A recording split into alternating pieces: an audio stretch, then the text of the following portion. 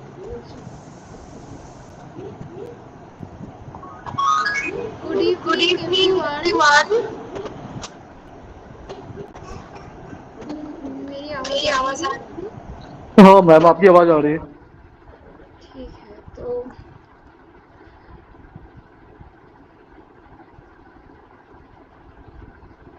आज की ये जो कविता की समारोह है, वो मैं मेरी एक छोटी सी कविता से शुरू करना जा रही हूँ, ठीक है? जिंदगी कब चली थी सीधे रास्ते पे, गिर के संभल के भी उम्मीदें जब मिली जीने की, बगावत कर बैठे खुद से ही, मुलाजिम हुआ दिल मोहब्बत ना मिली, कुछ बातें लफ्जों में कही नहीं जाती, कुछ जज्बातें आंखों से बयां नहीं हो पाती, कुछ अल्फाज दिल पे लिखी थी कभी, कुछ जज्बात शायरी में बदल गई। एक बार एक बड़े बुजुर्ग ने कहा था कि कविताएं यूं ही आ जाती है, जैसे कि नदियों में पानी बह जाती है। ये अपने आप में ही इतना स्वतःस्फूर्त है कि इस पे आप खुद की मर्जियाँ चला नहीं सकते। किसी का तो ये भी मानना है कि भगवान खुद ही ये टैलेंट कुछ लोगों के अंदर देते हैं, और शायद ऐसे ही कुछ लोग जो 4 लाइन लिख पाते हैं, उन्हें भगवान और भी सफलता लाने के लिए ज़िंदगी में एक म्यूज़ नाम का स्पिरिट है, उसे भेज देते हैं। और आश्चर्य बात ये है कि वो कविताएं सफलता ला भी देती है उन लोगों को। ऐसी एक कविता लिखने वाले गवर्नमेंट एम्प्लॉय आज हमारे साथ है, जिनके इंट्रोडक्शन में मैं जितना भी बोलूं उतना कम है। तो आज हमारे साथ रुपेश रंजन जी है, जो मुजफ्फर बिहार में रहने वाले हैं।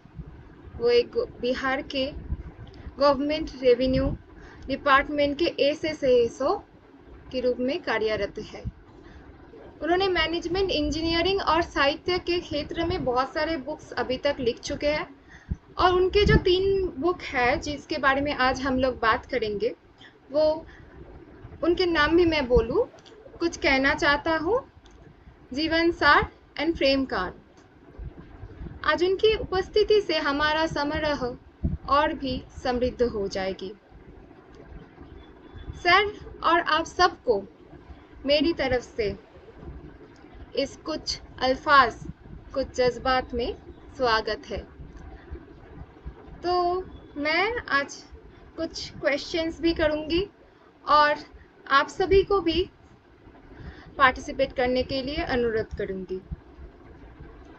सर, मैंने जब पहली बार आपकी कविताएं पढ़ी, फिर आपकी प्रोफाइल मैंने चेक किया था, तो मुझे ये लगा था कि एक गवर्नमेंट एम्प्लॉय होने के बावजूद भी आप कविताएं लिखते हैं। मुझे बहुत स्ट्रेंज लगा था ये बात, क्योंकि ऐसा होता बहुत कम है ना? और आप साहित्य चर्चा करने की वक्त भी निकाल लेते हो। तो इंजीनियर और बिजनेस के बैकग्राउंड से होने के बावजूद भी आप इतने कुछ कर सकते हो, तो ये जो जर्नी था कवि बनने की, वो थोड़ा सा अगर आप हमें बताएं तो बहुत अच्छा लगेगा। मैम, ये जो कविता लिखने की जो इच्छा है, ये मेरे अंदर बचपन से थी। पर अच्छा। मतलब जो मेरे अंदर फील होता था उसको व्यक्त करना, मतलब मेरे लिए तब इतना आसान नहीं था। जैसे अगर बचपन में हम कागज और कलम उठाते थे तो हम उस तरह व्यक्त नहीं कर पाते थे, मतलब बिल्कुल सच्ची बात है। हाँ। ये मेरा काफी लंबे समय तक ये चलता रहा। मतलब हमको मतलब मेरे अंदर ऐसा आता था कि हमको लिखना चाहिए, पर हम लिख नहीं पाते थे। ये चलता रहा। वो समय जैसे नहीं कि अलग अलग तरह का आपको अनुभव मिलता है, अलग अलग तरह के ज्ञान से आप मतलब जुड़ाव होता है, डिफरेंट टाइप ऑफ एक्सपोजर। तो फिर जब हम बड़े हुए तो मतलब एक घटना ऐसे ही बताएंगे कि हम एक बार शायद बाथरूम में ही रहे होंगे। तो एक कविता मेरे मन में आई थी कि मेरे शब्द कमजोर हैं, और मतलब हम जो व्यक्त करना चाहते हैं वो कर नहीं पाते। इससे रिलेटेड एक कविता मेरे मन में आई। हम बाहर आए, हम लिखे, अपने भाई को बताएं। भाई बोला कि ठीक है। ये फर्स्ट टाइम था मैम। तो भाई जब बोला कि हाँ ठीक है, तो फिर हमको भी लगा कि हाँ ठीक है। और हाँ। फिर मैम जब ये स्टार्ट हुआ तो वो सफर आज तक चल ही रहा है, वो कभी खत्म नहीं हुआ। तो इसमें हम कुछ बात ऐड करेंगे और आप ही की बात को बढ़ाएंगे कि ये जो होता है ना कि शायद हमको लगता है कि ऊपर से ही आता है, कि मतलब आपके चाहने से नहीं होता है, मतलब अगर वो तय किए हैं कि आपसे लिखवाएंगे तो आप लिख लेते हैं। मतलब हम इतने सालों से कोशिश कर रहे थे, हम नहीं लिख पा रहे थे। नहीं एग्जैक्टली लिखता। ये अचानक एक दिन आया और उसके बाद से आज तक हम लिखते रहे। तो कहीं ना कहीं उनका कृपा एक तो। और दूसरा बात हमको ये लगता है ना मैम कि ये नॉलेज का इपिटॉम, मतलब जब आपका नॉलेज इतना ऊपर पहुंच जाता है, जब आप चीजों को मतलब अच्छे तरीके से ऑब्जर्व करते हैं, और ऑब्जर्व भी इस सेंस में कि अब आप उसको एक्सप्रेस भी कर सकते हैं, तब जाके ना मतलब ये पॉसिबल हो पाता है। तो मैच्योरिटी और मैच्योरिटी ऑफ नॉलेज बहुत इंपॉर्टेंट है मैम। सिर्फ नॉलेज नहीं, मतलब नॉलेज इस मैच्योर सिचुएशन में आ चुका है कि अब आप उसको एक्सप्रेस कर पा रहे हैं। तो ये सब भी चीज है मैम कि मतलब जो क्या है ना, एक सफर से आप गुजरते गुजरते मतलब इतने सारे अनुभवों को अपने अंदर जमा करते हैं, फिर वो जब जमा होते होते एक ऐसी स्थिति में आप पहुंचते हैं, आपकी मनोस्थिति इस स्तर पे पहुंचती है कि अब आपको लगता है कि आप लिख सकते हैं, आप दूसरे से शेयर कर सकते हैं, आप बता सकते हैं कि हमको भी ऐसा लग रहा है, कि आपको भी ऐसा लगता है। तो मैम हाँ, कुछ इस तरह ही है। जी। मतलब कनेक्ट कर सकते हैं लोग जब पढ़ते जी। हैं आपके पोएम्स, तब कनेक्ट कर जी। सकते हैं, जो मैंने भी जी। किया है। और जी। आपकी पोएम बहुत ही लूसिड लैंग्वेज में लिखी है, मैं देख रही थी, जी। और मेरे मतलब मुझे लगा कि ये सभी समझ जाएंगे, इतनी अच्छी लैंग्वेज में जी। आपने लिखी है। तो जी। इसके पीछे कोई कारण है क्या? कोई स्पेशल मैम रीजन? देखिए, इसको आप दो तरीके से ले सकती हैं। एक तो ये कि हम कोई हिंदी के प्रॉपर स्टूडेंट नहीं थे, मतलब ऐसा नहीं था कि हम हिंदी के एमए या पीएचडी थे। हिंदी कोई मेरा प्रॉपर सब्जेक्ट नहीं था। और पहली बात तो ये कि आप ये मजबूरी भी कहिए कि मेरा वोकेबलरी उतना जबरदस्त नहीं कि किसी हिंदी के पीएचडी मतलब उस स्तर का है। और दूसरा बात ये था ना कि मतलब आप वही लिखना चाहते हैं जो लोगों को समझ है। आप इसको मेरा क्या कहें, कमजोरी भी समझ सकते हैं और स्ट्रॉन्ग पॉइंट भी समझ सकते हैं, कि आप हमेशा ये लिखना चाहते हैं जो आपको समझ है, जो हम कहना चाहते हैं अगर आप तक नहीं पहुंच रहा फिर क्या मतलब। अगर हम इतना भारी भारी शायरी लिख दे और इतना क्लिष्ट शब्दों का प्रयोग करें जो आप बिल्कुल कनेक्ट नहीं हो रहे, आपको लग रहा है यार क्या लिख दिया, हम पूरा बुक इसका खरीद के हाँ, ले आए और इसका एक पोएम भी हमको समझ नहीं आ रहा है, हाँ। मैम फिर मेरा पर्पस अधूरा रह जाएगा, फिर हम किसके लिए लिख जी। रहे हैं। ना हम खुद को एक्सप्रेस कर पाए, ना हम आपसे कनेक्ट कर पाए, तो फिर पर्पस तो वही रह गया। हाँ, तो दोनों मतलब रीजन हो आर्ट सकता है से मैम। आसे जी। सबको पता चले कि आप क्या लिख रहे हैं, सबको समझ जी। आए, जो इमोशन है जी वो बिल्कुल। सबको समझ आए। जी। जी, जी। यही तो हमारा मकसद होता है लिखने की। जी। तो मैम हाँ, फाइनली फ्लो ऑफ इमोशन है मैम, मतलब हम जो सोचते हैं हमको व्यक्त करना है। तो अगर वो हाँ, आप तक मैसेज कन्वे नहीं हो रहा है, वो नहीं पहुंच पा रहा है, हम नहीं कनेक्ट कर पा रहे, तो पर्पस कहाँ है, पर्पस कहाँ अटेन हो रहा है मैम। बात हाँ तो वही जी। रह गई। जी मैम। तो आपको जो कविता लिखने का जो प्रेरणा है, वो कोई है क्या? ऐसा कोई स्पेशल? मैम देखिए, मतलब हम ये तो नहीं कहेंगे कि हम इमोशनल आदमी नहीं है, ये बहुत बड़ा, एक बहुत बड़ा हमको ऐसा लगता है जो कभी कि आप बहुत इमोशनल होते हैं। इमोशनल मतलब कि छोटी छोटी चीजों से आप बहुत प्रभावित होते हैं। मतलब जो चीज दूसरों के लिए बिल्कुल कॉमन और सामान्य चीज होती है, वो हमारे लिए सामान्य नहीं होती, वो हमारे लिए घटना होती है, वो चीज हम पे ज्यादा असर डालती है इन कंपैरिजन टू दूसरे। और मतलब जिस चीजों को हम जिस तरह से ऑब्जर्व करते हैं वो ऑब्जर्व नहीं करते। जो कष्ट हमको पहुंचता है वो कष्ट उनको नहीं पहुंचता, वो उनको लगता है कि अरे यार ऐसे ही होता है, पर हमारे लिए ऐसे ही नहीं है। ये हम पे असर छोड़ता है, मतलब फर्क आता है हमारे जीवन में। तो जी। प्रेरणा तो मैम प्रेरणा कोई एक नहीं है मैम। सबसे पहले प्रेरणा तो मेरी माँ है, क्योंकि मेरी मम्मी का जो ग्रेजुएशन था उसमें हिंदी सब्जेक्ट था। तो जो मेरा बचपन था ना मैम, वो जैसे महादेवी वर्मा हुई, रामधारी सिंह दिनकर हुए, इन कविताओं के बीच में गुजरा। तो वो जानती थी, वो सुनाती थी, तो मतलब वो असर तो आप पे रहता है ना। जैसे हम रामधारी सिंह दिनकर के बहुत बड़े मतलब क्या क्या प्रशंसक कहिए, फैन कहिए, या जिनसे हम सीखते हैं, महादेवी वर्मा, तो ये इनके कविताओं को मेरी माँ के द्वारा हम बचपन से मिलता रहा, और हम अपनी माँ के जीवन को देखे। तो जब आप तो आपको कई जगह दिखेगा भी, मतलब वो जो कष्ट, वो जो दर्द है, मेरी माँ का संघर्ष हम लोग को लेके एक प्रेरणा तो हम ये कहेंगे, जो कि शायद हर किसी के जीवन में माँ का जो जो इम्पोर्टेंस रहता है वो तो हम आप मानते ही हैं। दूसरा है कि जो मेरे दोस्त आए होंगे मेरे जीवन में, मतलब इतना बड़ा सफर मैम, आप बचपन में स्कूल कॉलेजेस यूनिवर्सिटी इतने जगह से आप जाते, इतने जगह जॉब करते, इतने सारे कैरेक्टर्स आपको मिलते हैं, उससे बहुत सारे कैरेक्टर आपके बहुत क्लोज होते हैं। तो हाँ, मैम ये एक पब्लिक प्लेटफॉर्म है, यहाँ तो आप किसी का नाम मेंशन ना करें तो मतलब वो है। पर मतलब इनके सारे टाइम में मैम इतने सारे लोग आपसे के साथ आते हैं, बहुत क्लोज भी होते हैं और बहुत छोड़ के भी चले जाते हैं। तो मैम उनका हाँ। असर आप पे रहता है।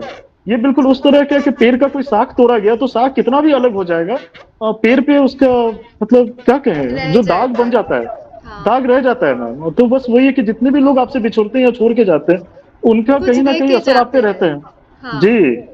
वो वो साख जरूर कहीं मोमेंट्स, चला जाता मेमोरीज दे होगा। जाते हैं जी। सब। जी। जी। तो वही बात है मैम।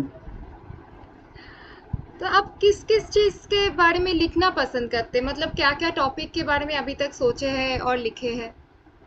मैम ऐसा सबसे कुछ? पहला चीज तो किसी चीज को लेके मेरा क्या वर्जन ऑफ ट्रूथ है, मतलब हम उसको कैसे लेते हैं, सबसे पहला चीज तो ये। दूसरा, अच्छा। अब पहला बात तो मेरा हो गया कि हम किसी चीज को कैसे इंटरप्रेट कर रहे हैं, कैसे समझ रहे हैं, तो हाँ। पहला मेरा ऑब्जर्वेशन। दूसरा ये जैसे फेमिनिज्म है, अब आप इतना सारा घटना आप देखते हैं, आप तो आप अपने आप को तो उससे अलग नहीं कर सकते ना।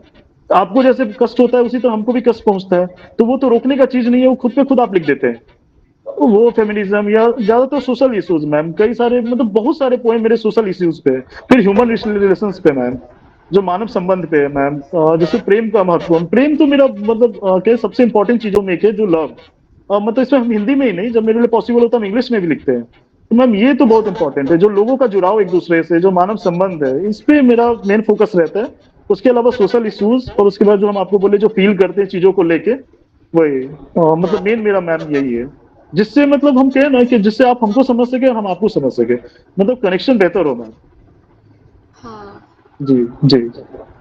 तो आपकी कविताओं में कभी सोशल मैसेज भी होता है, कभी इंसानों की नीयत के बारे में भी आप लिखते हैं, जी मैंने मैम। जो देखी है। जी। तो आप आपके हिंदी लिटरेचर में कोई ऐसा व्यक्ति या लेखक है जिनके जिनके कविताएं आप बार बार पढ़ना चाहते हैं और जिनसे बार बार इंस्पिरेशन मिलता है? मैम रामधारी सिंह दिनकर, हम बता रहे हैं जब हम बहुत छोटे थे तो एक रात में हम 10वीं रति पढ़ रहे थे मैम। हम आपको अच्छा। बता रहे हैं हम पूरी रात नहीं सो पाए। मतलब हाँ। वीर रस का ऐसा उत्तम उदाहरण आपको मिलेगा ही नहीं। वो जो कर्ण वाला जो पार्ट है 10वीं रति, मतलब मिली तो कर्ण पे ही बेस्ड है। वो जो है ना मैम, मतलब आपकी आंखों से इतना आंसू बहता है, और हम पूरी रात पढ़ते रहे मैम, और पूरी रात हम नहीं सो पाए। ये काफी छोटे का बात है मैम, जब हम बहुत छोटे थे। और वो रश्मि रथी का चाहे उर्वशी हो जाए, चाहे कुरुक्षेत्र हो जाए, चाहे कुछ भी हो जाए, मतलब रामधारी सिंह दिनकर का या संस्कृति के 4 अध्याय, हम इन सब बुक का बचपन से ही बहुत बड़े फॉलोअर हैं, और बचपन से ही मैम। और अभी मेरे आसपास जो बेड होगा यहाँ भी होगा, हम आपको दिखा भी सकते हैं अगर पॉसिबल हो तो। अगर दिख रहा है तो ये उर्वशी, और ये कुरुक्षेत्र, अच्छा। ये मैम ये सब मेरे आसपास हमेशा रहता है मैम। रामधारी सिंह अच्छा। दिनकर का, मतलब हम इंटरनेट पे भी, मतलब ये नहीं कि हम एक बार, हम जितनी बार पॉसिबल उतनी बार पढ़ते हैं मैम, और हमको सच में जो बहुत अच्छा फील होता है। अच्छा। जी मैम। मतलब मतलब जो है कि आप पढ़ाई लिखाई में मतलब इसके साथ कनेक्टेड हो, इस लिटरेचर जी। के साथ आप बचपन से कनेक्टेड हो। जी। जी। जी। हाँ, ये बात बहुत बड़ी बात है। मतलब ये होती नहीं है जब हम लोग जो एकेडमिशियन है, जो लिटरेचर बैकग्राउंड से है, उन लोगों को तो पढ़ना जी। ही पड़ता है, लेकिन जब जी। कोई अलग सा प्रोफेशन ले लेता है तो उसके लिए पॉसिबल नहीं हो पाता है कि रोज टाइम निकाल के पढ़े। जी। वो बात आप में है, वो बहुत बड़ी बात है, सच में। जी। तो आप टाइम मैनेज कैसे करते हो सर? मैम मेरा मेरा पूरा टाइम मेरे काम के लिए ही होता है मैम। हम फिर पढ़ाई? जब से हम हाँ मैम, जब से हम छोटे से हैं, मेरे माँ बाप का इससे बहुत बड़ा रोल है, वो हमको एक ही चीज सिखाए थे, पढ़ना। उनका कभी ये सपना नहीं था कि हम आईएएस बने या कुछ ऐसा बने, नहीं, वो उनका बस एक ही सपना था कि हम पढ़े। और वो जो मेरे अंदर डाले, तो मतलब ये जो चीज, ये आदत, ये मेरे आज तक है मैम। मेरे लिए पढ़ना सबसे इम्पोर्टेंट है, और मेरा मैक्सिमम टाइम इसीलिए जाता है मैम। और अभी भी, और हम उम्मीद करते हैं शायद हम जब तक रहें तब तक ऐसा ही रहना। जी। जी ये बहुत बड़ी बात है। सच में मुझे बहुत इंस्पिरेशन मिली है आपसे। मैम। तो और एक चीज़ मुझे पूछना है, मतलब बहुत जी। सारे क्वेश्चंस मेरे हैं अभी, बस जी। कुछ ही जी। पूछ पाई हूँ मैं। जी। तो आपने जब लिख रहे थे कविताएं और जी। मतलब पब्लिश करने के लिए क्या लिख रहे थे या ऐसे ही लिख रहे थे? नहीं नहीं मैम, शुरू में तो जब सबसे पहले तो शुरू में वो टाइम था मेरे पास कि जब हम चाहते थे हम लिख नहीं पाते थे। फिर अच्छा। एक वो टाइम आया कि जब हम लिखना शुरू किए। जब हम फिर लिखना शुरू किए तो फिर हमको ब्लॉग का पता चला, कि मतलब ब्लॉग पे भी लिख सकते हैं। तो कुछ टाइम तो हम ब्लॉग पे लिखते थे। अच्छा। कुछ टाइम ये चला, लेकिन जब मैम ये कलेक्शन हो गया, मोर देन 300 पोएम्स हो गया, तो फिर मेरे भाई बहन ने मुझे सजेस्ट किया कि मतलब नहीं, अब now it's time to publish. मतलब हमको भी लग रहा था मैम अब इतना सारा पोएम कहाँ रखे, तो मतलब बुक के एक बुक के फॉर्म में आ जाता है, थोड़ा अच्छा लगता है। तो हाँ। मैम हाँ, तब ये स्टार्ट हुआ कि मतलब ठीक है अब हमको पब्लिश करना चाहिए। फिर जब हम पहली बुक पब्लिश किए, फिर आपको लगा कि दूसरा भी करते हैं, तीसरा भी करते हैं, और ये करते करते आज मैम लगभग 6 बुक से पोइट्री की फील्ड में पब्लिश कर दी है मैम। जी। 6 बुक्स पब्लिश कर चुके, वाह! जी बहुत मैम। बड़ी बात है जी। सर। जी। हमने एक ही पब्लिश किया है अभी तक। तो ठीक है, मैम अभी करेंगे। तो कुछ टाइम में आपका भी हो जाएगा, और हम तो खुद आपके भी फैन, आप आपका टोटल टाइम हम स्टेटस देखते ही रहते हैं मैम, आप तो इंग्लिश में इतना अच्छा मैम। और आप तो मतलब थैंक वो यू क्या है सर। ना, इंग्लिश सब्जेक्ट से आप मतलब आपको सब्जेक्ट का उतना नॉलेज भी है। मेरे साथ एक प्रॉब्लम ये है कि मतलब हिंदी का ठीक है, हम हिंदी लिखते हैं, हम जान थोड़ा बहुत है, पर उस स्तर का नॉलेज नहीं है वो हिंदी का जैसा आपके पास इंग्लिश का नॉलेज है मैम। तो अभी हम प्रोसेस में है ही मैम। जब लिखते थे सर, आपने कभी राइटर्स ब्लॉक फेस किया? तो राइटर्स ब्लॉग मतलब क्या, मतलब दूसरे का राइटर्स ब्लॉग? नहीं, आपका खुद का राइटर्स ब्लॉक, मतलब कि आपका ऐसा हुआ है कि आप बहुत दिन कुछ लिख नहीं पा रहे हैं, तो उसको कैसे अच्छा डील किया है? अच्छा अच्छा, हाँ आप सही कह रहे हैं मैम। हाँ ये एक फेज आता है, ये एक हाँ, फेज आता आता है। है। हाँ, जब जब कुछ टाइम मतलब 1 वीक 2 वीक 1 मंथ भी ऐसा होगा जब मतलब आपको अचानक लगता है अरे ये क्या हो गया हमको। हाँ, हम हाँ, अचानक लिखना कुछ आइडिया क्यों नहीं आ रहा है, कुछ लिख क्यों नहीं हाँ, पा रहे हैं। फिर आप बेचैन होते हैं, ये बात आप सही कह रहे हैं, ये गैप्स आता है। जैसे अगर एक रात ऐसा होता है कि हम पूरी रात लिखते हैं तो हम 8 पोएम लिख लेते हैं, मतलब हुआ ऐसा। कभी ऐसा होता है कि फिर अगले 10 डेज तक कुछ आइडिया नहीं आता है और हम चुपचाप तो ऐसे ही बैठे रहते हैं। हम सोचते हाँ। हैं चाहते हैं लेकिन फिर भी नहीं होता। पर ये आप जायज बात कह रही है मैम, ऐसा होता है, हम लोग के साथ भी होता है। जैसे वर्ड्सवर्थ ने बोला था कि poetry is the overflow of stream stream के बारे में जो बोला, तो वो लिरिकल बैलेंस का बहुत इंपॉर्टेंट लाइन है। तो मुझे बहुत अच्छा लगा, इसीलिए मैं भी पूछती रहती हूँ ये बात सबको कि कैसे वो राइटर्स ब्लॉक को डील करते हैं, क्योंकि मेरी भी लाइफ में मैं बहुत बार इसे फेस कर चुकी हूँ अभी तक। Yes ma'am. और आपका एक बुक है प्रेम कांड, तो जी मैम। उसमें जो पोएम्स मैंने देखी है वो बहुत ही रिलेटेबल पोएम्स है, मतलब ऐसा लग रहा जी था कि ये मेरी ही बात आप बोल रही है। जी ऐसा बोल रहे हो ऐसा लग रहा था मुझे। तो जी। आपको इस टॉपिक में, प्रेम के टॉपिक में, लव के टॉपिक में कुछ बोलना है, मतलब आपका आपका दृष्टिकोण कैसा है इसके?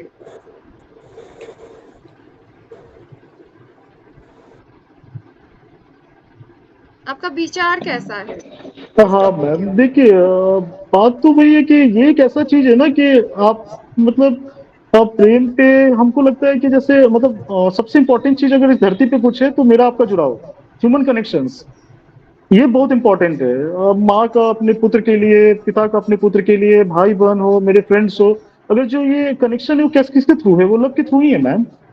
और मतलब आप उसको मतलब क्या, सारे ह्यूमन रिलेशंस तो लव पे बेस्ड है, सबसे इंपॉर्टेंट चीज ये है। और लव कोई ऐसा चीज नहीं कि मैम आप कैटेगराइज करें कि इन सब चीजों में, आप इसको ये कह सकते हैं कि किसी को नेचर से लव है, किसी को एनिमल से लव है, किसी को बुक से लव है। तो मैम ऐसा कौन सा इमोशन है जो बिना लव के है? हर चीज तो मतलब आपके जुड़ाव पे ही है, और जुड़ाव मीन्स लव।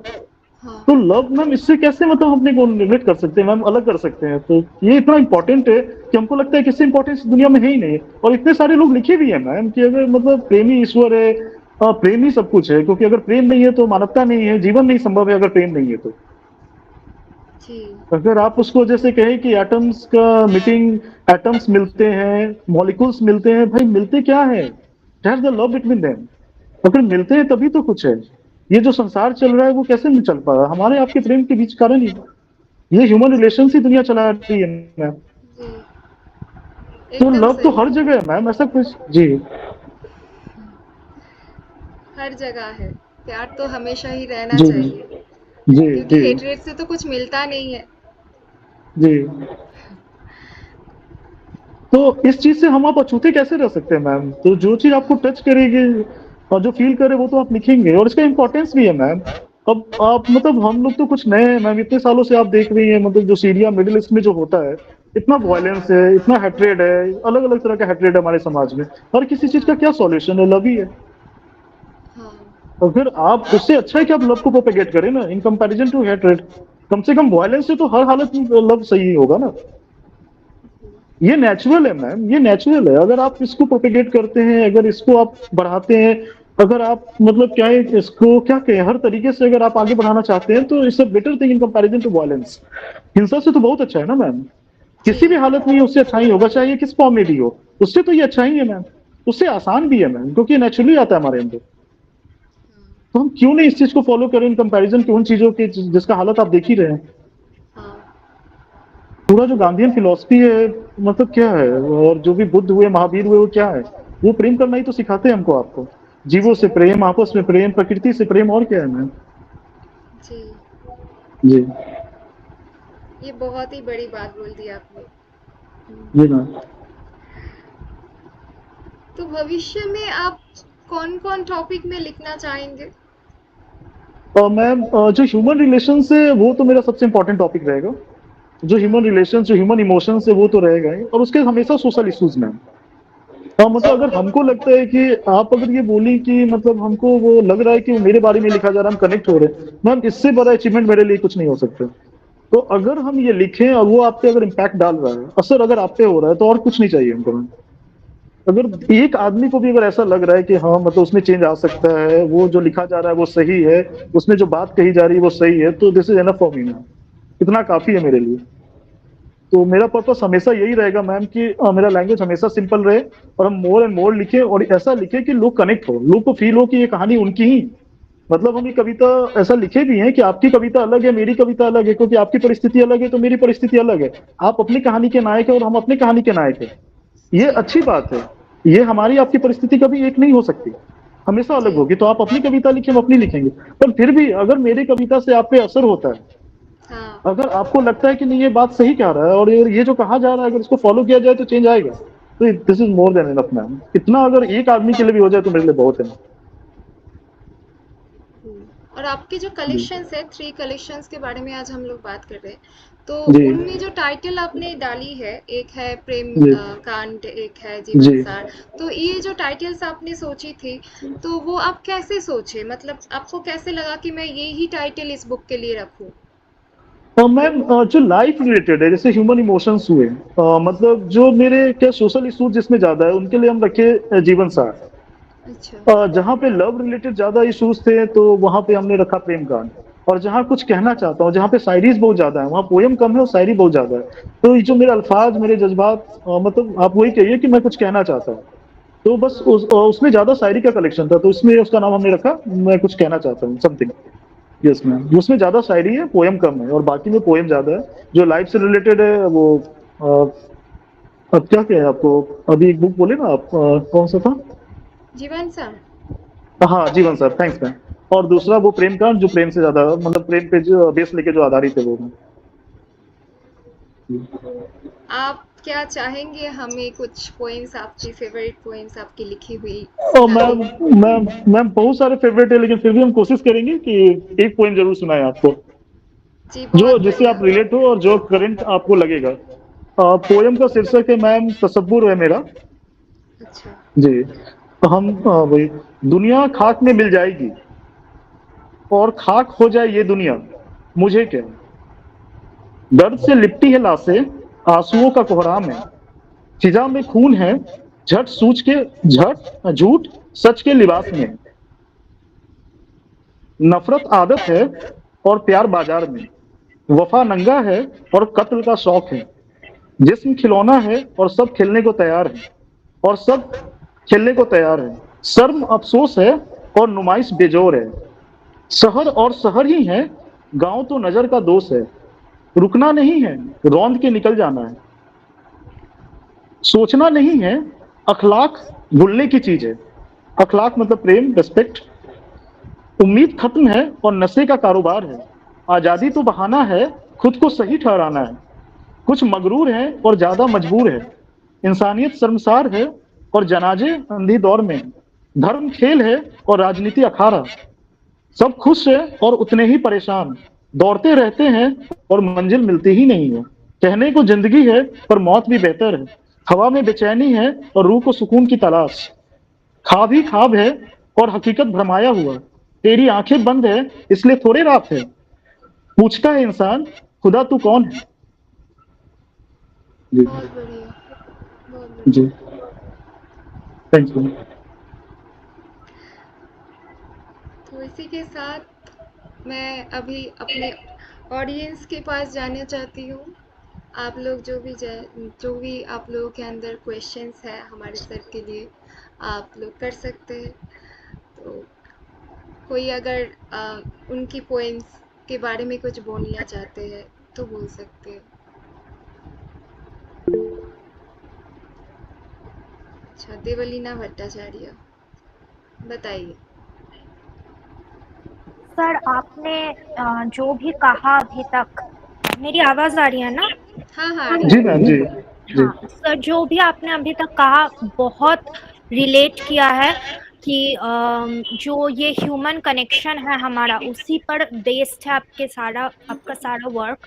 वो मैंने बहुत रिलेट किया, क्योंकि आज की जो सिचुएशन है हमारे वर्ल्ड में, उसके उसमें ऐसे लोग हमें ज़रूरत है, ऐसे लोगों की जो ऐसे सोचते हैं, ऐसे विचार रखते हैं, कि जो लव को और जो ह्यूमन कनेक्शन को प्रमोट करना चाहते हैं अपने काव्य के थ्रू, अपनी कविताओं के थ्रू। तो सर, मैंने आपकी कुछ कविताएं पढ़ी हुई है। तो एक कविता मैंने पढ़ी है कि मैं मर क्यों नहीं जाता। तो जी। उस कविता के बारे में सर अगर आप कुछ बोले, क्योंकि वो मुझे बहुत मेरे मन को छू गई, और मैं चाहती हूँ कि आप उसके बारे में कुछ बोले, और अगर थोड़ा डिसाइड करके भी सुनाए तो भी। मैं मतलब आप जब लिख रहे थे तब क्या आपको इंस्पायर कर रहा था, या फिर आपके दिमाग में क्या चल रहा था वो जब आपने लिखा। मैम ये तो सेम है ना, हमारे आपके लिए बहुत शर्म की बात होती है ना कि अगर हाफ ऑफ द पॉपुलेशन अगर अनप्रोटेक्टेड इनसिक्योर फील करता है हमारे प्रेजेंस में, तो आपकी फैमिली में आपकी मम्मी होती है, आपकी सिस्टर होती है, वाइफ ही होती है। अगर हाफ ऑफ द पॉपुलेशन आपके रहते हुए इनसिक्योर फील कर रहा है, या आपके स्कूल में कॉलेज में कहीं भी अगर हम है मेरे से डर रहा है, या उनको लग रहा है कि मतलब हम उनके लिए सेफ नहीं है, मैम ऐसे लाइफ का क्या मतलब है?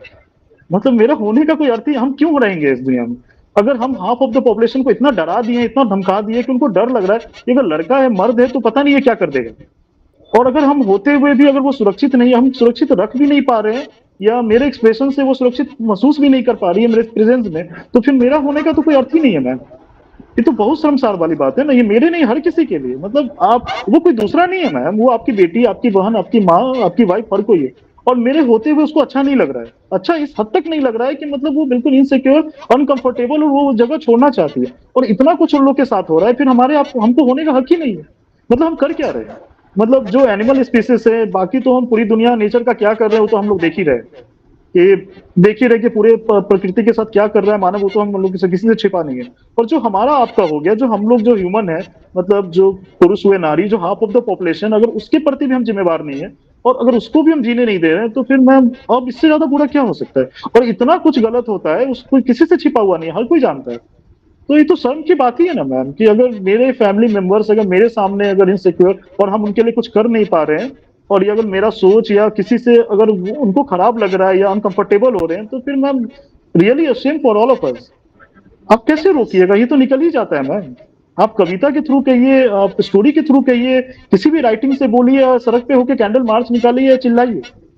एक्सप्रेशन का तरीका अलग हो सकता है मैम, लेकिन गुस्सा तो सबको आता है, सबको बुरा लगता है। और ये कोई दूसरा थोड़ी है मैम, ये मेरी बहन भी नहीं है, मेरी फ्रेंड भी हो सकती है ना। अगर वो भी खराब फील कर रही है मेरे साथ, ये कितना मतलब मेरे होने का कोई सेंस ही नहीं है मैम। तो क्यों नहीं, मतलब क्या जरूरत है, नहीं रहेगा इंसान, हाफ ही पॉपुलेशन रहे। आपने ये जो कहा वो इतना, मतलब अभी जो चल रहा है यहाँ पर, वो उसके मतलब इतना कनेक्टेड है, और आप जो ऐसे फील करते हैं, क्योंकि मैंने ऐसे मर्द भी देखे हैं जो ये फील नहीं कर पाते कि हम क्या गो थ्रू करते हैं। पर आप पहले ही आपने कहा कि फेमिनिज्म के बारे में भी आप लिखना पसंद करते हैं, और ये ऐसे आप एग्जाम्पल सेट कर रहे हैं, मतलब एक उदाहरण दे रहे हैं कि ये ऐसे होना चाहिए। आई एम रियली लाइक, मैं तो बहुत प्रेरित हो गई हूँ आपकी बातें सुनकर। तो थैंक यू, बहुत बहुत शुक्रिया ऐसी एक शाम, और हमारे होस्ट को भी बहुत बहुत शुक्रिया ऐसी एक शाम को ऑर्गेनाइज करने के लिए हमारे लिए। और आपने एक और भी बात कही कि एनवायरनमेंट को भी जो हम कर रहे हैं, हमारे परिवेश को जो हम कर रहे हैं एज ह्यूमन बीइंग्स, एज मानव, तो वो भी सही नहीं है। तो आपने क्या इस पर भी कुछ लिखा है कभी, या फिर लिखने का सोचा है कि हम नहीं परिवेश मैम, नहीं मैम, अगर आप बुक से गुजरेंगी तो वहां पे कई सारा पोएम इससे भी रिलेटेड है मैम, नेचर के बारे में। ये कि मतलब जैसे हम हाल में लिखे एक पोएम जिसमें कहे कि वो शहर जो है क्या है, बिल्कुल कंक्रीट का जंगल है, और वो समय एक आएगा जब मतलब कहे ना कि ये खुला मैदान और ये सूरज, ये बादल, और क्या कि खुली हवा में सांस, ये बिल्कुल रेयर हो जाएगा, कि आप ऐसा किताबों में ढूंढेंगे कि ऐसा होता था। वो ज्यादा समय दूर नहीं है मैम, वो आ जाएगा। और मतलब एक कविता आप देखी होंगे जिसमें लिखते हैं ना, एक लड़की पहाड़ी से आती है और वो फिर चली जाती है, वो क्यों कहती है मुझसे कि मतलब जिस जगह पे तुम रहते हो वो जगह मेरे लिए नहीं है। और हमको भी ये महसूस होता है कि हम जिस जगह पे इस शहर में रहते हैं यहाँ तो ना हम सूरज देख पाते हैं ना चांद, और ये जो एनवायरनमेंट है बिल्कुल पॉल्यूटेड है। तो वो कहती है कि रुपेश मेरा कुछ छूट रहा है, तो हम फिर उसी जगह, मान लीजिए वो देहरादून या मतलब वो प्रकृति के गोद में फिर जाना चाहती है जहाँ पे वो अपने को रिलेट कर पाती है। वो कहती है रुपेश मेरा वही जगह है, मेरा वही घर है, मैं वही रहना चाहती हूँ। तो हमको बुरा लगता वर्ड्सवर्थ है। के लूसी ग्रे की याद आ रही है मुझे। जी जी जी, हमको बुरा लगता है कि वो हमको छोड़ के जा रही है, पर हमको इस बात की खुशी है कि वो अपनी जगह पे है। वो हमको भूल भी चुकी होगी, हमको इसका भी दुख है, लेकिन हमको ये बात की खुशी है कि वो अपने जीवन में काफी आगे बढ़ चुकी होगी, और जो भी होगी अच्छा महसूस कर रही होगी। तो प्रेम का तो सर एपिटोम यही है कि अगर वो आज खुश है तो फिर मेरे लिए इससे बड़ा क्या चीज है। जी। और यस मैम, तो नेचर से रिलेटेड तो मैम जब भी टाइम मिलता है हम अपने कई सारी बुक में कई सारे पोएम लिखे हैं मैम। वाह, बहुत बढ़िया। और एक और बात मैं आपसे पूछना चाहूंगी कि ये जो आपने आपने अपने कवि होने का एक सफर शुरू किया था, जब आप लिख नहीं पा रहे थे आपने कहा, और फिर आपने जी लिखना शुरू किया तो अभी तक आप रुके नहीं। तो जी क्या आपको लगता है कि एक कवि होना और एक मतलब क्या बोलो पब्लिश्ड राइटर होना, दोनों में कोई फर्क है, या फिर पब्लिशिंग की आपकी जो सफर थी वो कैसी थी, आपने कैसे मतलब जो भी यहाँ पर यंग राइटर्स हैं उनके लिए क्या कहना चाहेंगे कि कैसे पब्लिश करे, क्या करे? मैम देखिए, लाइफ भी प्रैक्टिकल वर्क विद पर्पस होना चाहिए। आप जो करते हैं उसका कुछ ना कुछ पर्पस होना चाहिए। बिल्कुल मतलब क्या कहें, इन अ डंप या इन मतलब आप गड्ढे में कुछ नहीं कर रहे। हमेशा वर्क विद पर्पस होना चाहिए, आपके पास कोई गोल होना चाहिए। आप लिख रहे हैं तो लिख रहे हैं भाई, किसके लिए लिख रहे हैं, कोई तो वजह होना चाहिए ना। बस आप लिख रहे हैं मतलब एक ऐसा है कि हम इतना क्लिष्ट इतना कॉम्प्लेक्स वर्ड यूज कर रहे हैं कि बस हम समझ रहे हैं और कोई नहीं समझ रहा, फिर उस लिखने का क्या अर्थ है। आप लिख रहे हैं विद पर्पस लिख रहे हैं, आपके पास एक पर्पस है कि आप रिलेट करना चाहते हैं, अपने को एक्सप्रेस करना चाहते हैं, आप चेंज लाना चाहते हैं। तो फिर मार्क्स की वही बात होगी कि मतलब क्या, I am fed up with the ways of the world. Important चीज वो हमको करता है जिससे हम दुनिया बदल सके। वो सारा चीज तो हम पूरी दुनिया में दुनिया के बारे में पढ़ ही रहे हैं कि दुनिया ऐसी है, दुनिया वैसी है। हमको उस चीज में इंटरेस्ट है हम जिससे दुनिया बदल सके। तो वो तो हम लोग पढ़ ही रहे हैं ना, हम भी पूरे जीवन पढ़ेंगे, आप भी पूरे जीवन पढ़ेंगे, और सदियों से लोग पढ़ते आ रहे हैं कि दुनिया में ये हो रहा है। तो ये अब इतना इंपॉर्टेंट तो वो चीज है ना मैम जिससे आप दुनिया बदल सके। फाइनली तो वो मोमेंट आएगा ना जब आपको लगे कि यार अब हद हो गया, कि भाई बहुत हो गया, अब हम कुछ करें जिससे मतलब कोई चेंज हम ला सके। तो मैम पब्लिक पोएट होना, और ये मेरा लगता है कि आप पोएट है अच्छी बात है, लेकिन अगर आप पब्लिक पोएट बन जाते हो तो ये हमको ज्यादा अच्छा लगेगा। Public poet in the sense कि लोग आपसे कनेक्ट हो पाए, लोग आपका जो वर्जन ऑफ ट्रूथ है वो समझ सके, लोग में चेंज आ सके, सिर्फ किताब में बंद करके कि भाई फलाने शायर इतने बड़े शायर थे। जी मैम। मेरा एक क्वेश्चन है कि ऐसे बहुत सारे लोग होते हैं, मतलब जो लिटरेचर बैकग्राउंड के होते भी है, कुछ ना भी होते हैं, तो वो लिखते हैं डायरी के जी पीछे, खाता के पीछे जी लिखते जी हैं, जी पर उनका कभी ये इंटेंशन नहीं होता है कि ये जाके कभी हम पब्लिश करेंगे। तो हम क्या जी उन्हें जी पोएट बोल सकते हैं? मतलब ऐसा ऐसा आपका दृष्टिकोण कैसा है इस विषय में? मैम देखिए, सबसे इंपॉर्टेंट चीज होता है अपना सेटिस्फैक्शन। आप कुछ भी जो करते हैं ना, खुद को सेटिस्फैक्शन सबसे इंपॉर्टेंट चीज होता है। जी। आपको अच्छा लगना चाहिए। ये जो लाइफ है उसमें सबसे पहले खुद को, ये नहीं होता कि हम बुक पब्लिश है तो मेरे मिलियन कॉपीज बिक रही हैं, कोई इसको पढ़ हाँ। रहा है नहीं, ये एक अलग चीज है। पर सेल्फ सेटिस्फैक्शन बहुत इंपॉर्टेंट है कि आपको लिख के कैसा हो सकता है। और ये एक चीज में नहीं है मैम, इन एवरी जॉब आपको अच्छा लगना चाहिए। आपकी सैलरी 15,000 भी हो सकती है, आपकी सैलरी 15 लाख भी हो सकती है, पर अगर आपको अच्छा लगता है ना तो 15,000 का भी जॉब आपके लिए बहुत अच्छा है। तो सबसे पहला इंपॉर्टेंट चीज तो ये है मैम। और क्या कह रहे थे कि अगर हम लोग कैसे बोलते हैं कि अगर आपको डर भी लगता है तो भी लिखो, अगर आपको मन करता है ना तो वो भी लिखो, और अगर आप कुछ कहना नहीं पा रहे हो तो वो भी लिखो, सब कुछ लिखो। क्योंकि सबसे आसान, अगर बाकी अगर कुछ नहीं कर पा रहे हो तो लिख लो। तो ये कहीं नहीं है मैम कि ये पब्लिश होने जा रहा है, ये तो मेरा एक्सप्रेशन, आप अपनी कॉपी में लिखो ना। डायरी तो सब लोग लिखते हैं मैम, ये पब्लिश पर्पस नहीं है। ये क्या कहें, इंटरेक्शन है मैम की, मतलब आप अगर आपको जवाब अपने सवालों का नहीं मिल रहा है तो कहीं एक जगह लिखिए ना। अगर आपको कोई जवाब नहीं दे पा रहा है, अगर आप अपने सवालों का जवाब नहीं ढूंढ पा रहे तो एक जगह इकट्ठा कीजिए। तो ये लिखना मैम पब्लिश होगा, हम बहुत बड़े पोएट कहलाएंगे, लोग हमको जानेंगे, सब लॉन्ग प्रोसेस मैम, ये बहुत लंबा चीज है। वहां तक तो बात की बात है। पहले आप जो खुद सोचते हैं, जिस चीज से आपको डर लग रहा है, जो भी चीज आपको अच्छा लगता है, जो भी आपकी मनोस्थिति, सब कुछ लिखिए मैम, एवरीथिंग, हर चीज लिखिए कॉपी किताब। इससे आपका लाइफ बहुत आसान हो जाएगा। हम आपको बताते हैं मतलब ये ऐसा नहीं, अकेलेपन में भी नहीं। जिंदगी में कई बार ऐसा होता है कि आप बहुत अकेले होते हैं और आपके आसपास कोई नहीं होता, कोई आपका साथी संगी नहीं होता। अब आपको उस समय लगता है कि अब हम कहाँ जाएं। That is the best time ma'am. उस समय भी आप कॉपी कलम उठाइए और पढ़िए अपने पन्नों को। और हम ऐसा किए हैं मैम, मेरी लाइफ में ऐसा बहुत बड़ा टाइम आया जब हम बिल्कुल अकेले थे, तो मेरे पास कोई और नहीं था, तो सिर्फ मेरे पास कॉपी और कलम ही था, तो हम पन्नों को भरे हैं मैम। और उस समय का राइटिंग है, ठीक है, वो पब्लिश अभी नहीं हुआ है, पर वो कॉपी रजिस्टर्ड डायरीज अभी भी मेरे पास इंटैक्ट है। तो हम बहुत संभाल के उसको रखे हैं मैम। लिखना बहुत जरूरी है मैम। मतलब वही, और खुद सोशल के लिए। पर्पस भी है और इसका खुद के ऊपर भी एक जी आस्था होनी चाहिए। जी जी। मतलब लोग तो बाद में ना मैम, पहले जब तक आप अच्छे नहीं होंगे, जब तक आप कॉन्फिडेंट नहीं होंगे, अपनी चीजों को कैसे एक्सप्रेस कीजिएगा, कैसे कनेक्ट कीजिएगा? जब तक आपको ये नहीं लग रहा कि जो ये लड़का कह रहा है, अगर मतलब ये कॉन्फिडेंट नहीं है, ये अगर खुद अमल में नहीं ला रहा है और खुद ढंग से एक्सप्रेस नहीं कर रहा है, आप कभी कनेक्ट नहीं होइएगा, अगर हम खुद ही कंफ्यूजन में होंगे तो। हाँ मैम, और लिखना बहुत अच्छी आदत है, हर किसी को लिखना चाहिए मैम। हाँ, विदाउट एनी पब्लिशिंग पर्पस। जी। तो ऑडियंस में और कोई कुछ कहना चाहते हैं हमारे सर से? जी, नीलेश रंजन बताइए। नीलेश जी। हाँ। Good evening everyone. अभी तक तो बहुत इंसाइटफुल टॉक रहा और काफी डिस्कशन हुआ पोयम पे एंड हिंदी लिटरेचर पे। मेरा एक क्वेश्चन है, जैसे अभी पिछले 10-20 सालों में, 30 सालों में अगर देखे तो जैसे आपने तो एग्जाम्पल लिया जैसे रामधारी सिंह दिनकर या महादेवी वर्मा, इतने बड़े बड़े पोएट्स का, बट उस कायदे कद के मतलब पोएट फिर हुए नहीं इतने समय से।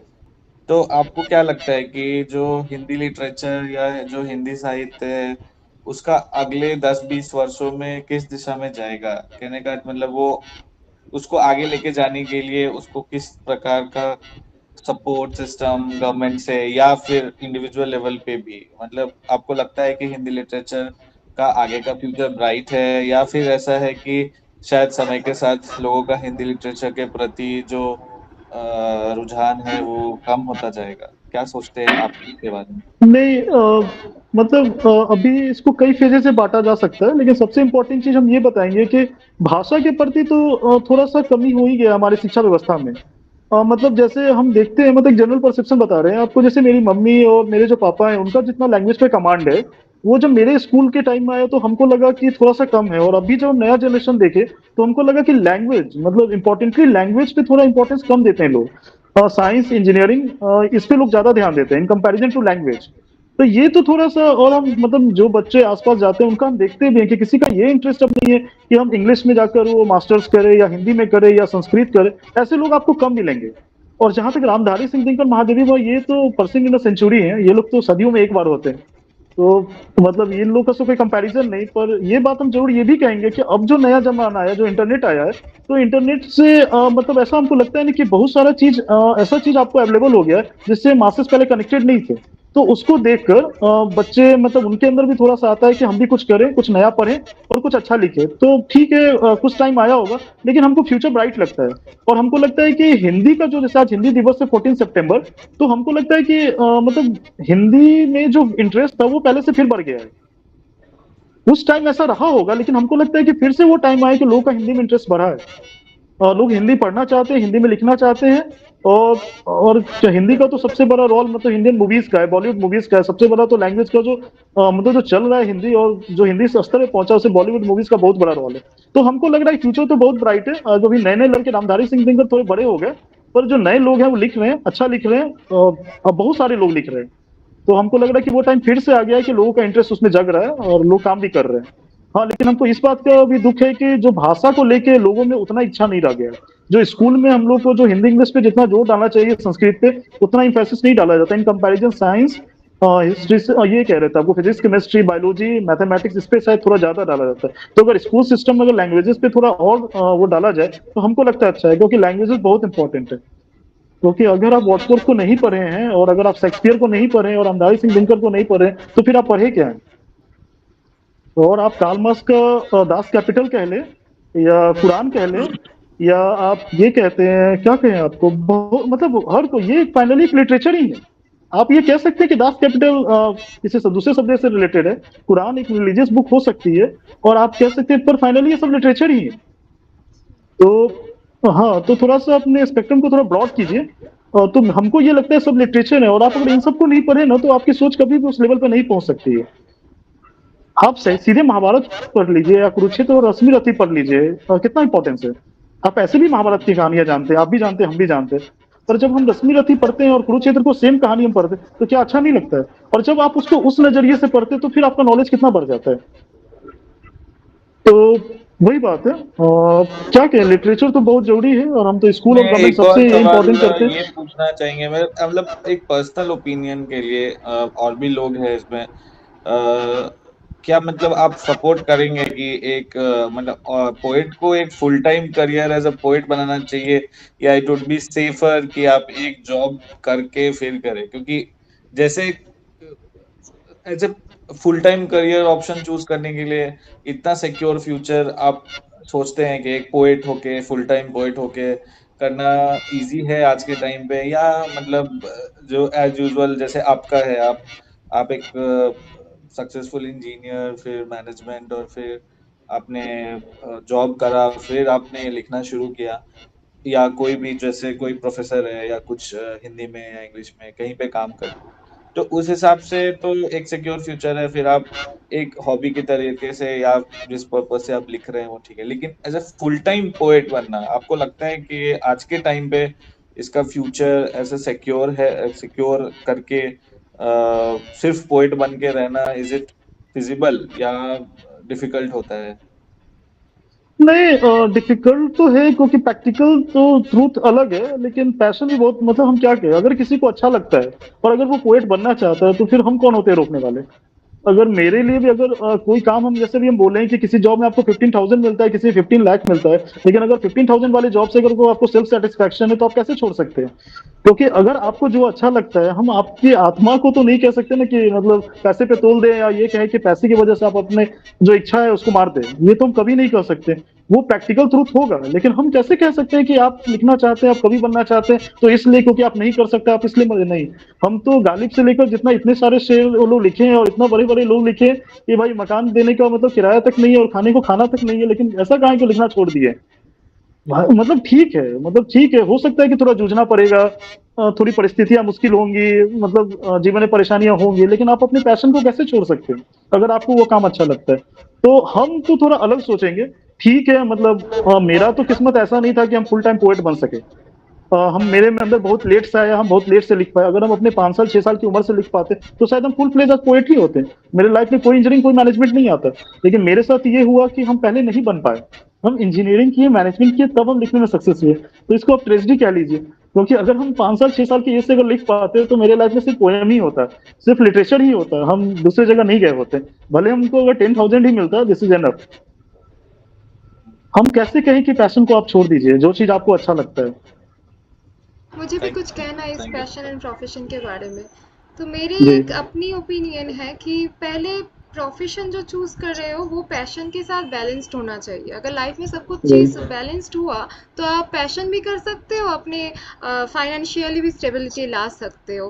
तो एक मोमेंट तक अपने काम पे ध्यान दो, जो भी पढ़ाई कर रहे हो उससे ध्यान दो, और उसकी थ्रू अपनी फाइनेंशियल ग्रोथ को ठीक ठाक बना लो। ये एक फिक्स डिपॉजिट जैसा है कि जब भी हो कि तुम्हें ऐसा नहीं लगे कि मेरे पास तो पैसा नहीं है, मैं कैसे फुल टाइम पोएट बन जाऊँ या आर्टिस्ट बन जाऊँ। तो पहले वो सिक्योर कर लो, उसके बाद बन जाओ। तो अगर मैम, तुम्हें लगता है, जी जी जी बताइए। मैम, हम ये कह रहे थे कि ये तब जब उसको कुछ और आता हो, अगर उसको सिर्फ पोएट ही मतलब लिख ही सकता है तो बेचारा क्या हाँ करेगा? वो तब तो लिखे, सिर्फ, पर हाँ, जी पर सब कुछ छोड़ ना दे। मतलब उसका जो पढ़ा है जिसके वजह से उसे एक अच्छा जॉब मिल सकता है, वो छोड़ ना दे। सारे जी फोकस मतलब लिखने में ही लगा दिया, फिर लिखाई भी ठीक ठाक से नहीं हो रही, पढ़ाई भी ठीक ठाक से नहीं हो रहा है। तो मेरे ख्याल से पहले बच्चे को अपनी वो जगह स्ट्रांग बनानी चाहिए कि जहाँ से मुझे 2 टाइम का रोटी और चावल मिल जाए। हाँ, फिर तो हाँ, आएगी सच पोएट्री, है। नहीं तो वही जो जी डायलॉग है ना कि हमारे बंगाली पोएट को भी সুকান্ত का कि পূর্ণিমার চাঁদ যেন ঝলসানো রুটি। So that kind of feeling should not be there. जी जी Yes. जी, और किसी का कोई ऑब्जर्वेशन? अच्छा, सुकृत सिंह जी बताइए। हाँ, तो सर, पहले तो गुड इवनिंग सबको और नमस्ते। मैं मतलब आपकी जो कविता है, मैं उससे पहले इतना ज्यादा मैं मतलब क्या बोलूँ, उतना मतलब मुझे ये नहीं था, लेकिन जिस दिन रीमा ने वो चीज़ स्टेटस दी, तो उसके बाद से मैंने बोला कि मुझे भी कुछ भेजो, मुझे भी कुछ थोड़ा-सा पढ़ने दो। जब मैंने वो चीज़ पढ़ा, मुझे लगा कि ये मतलब जो डिस्कशन एकदम शुरू में हो रहा था कि नहीं वो जो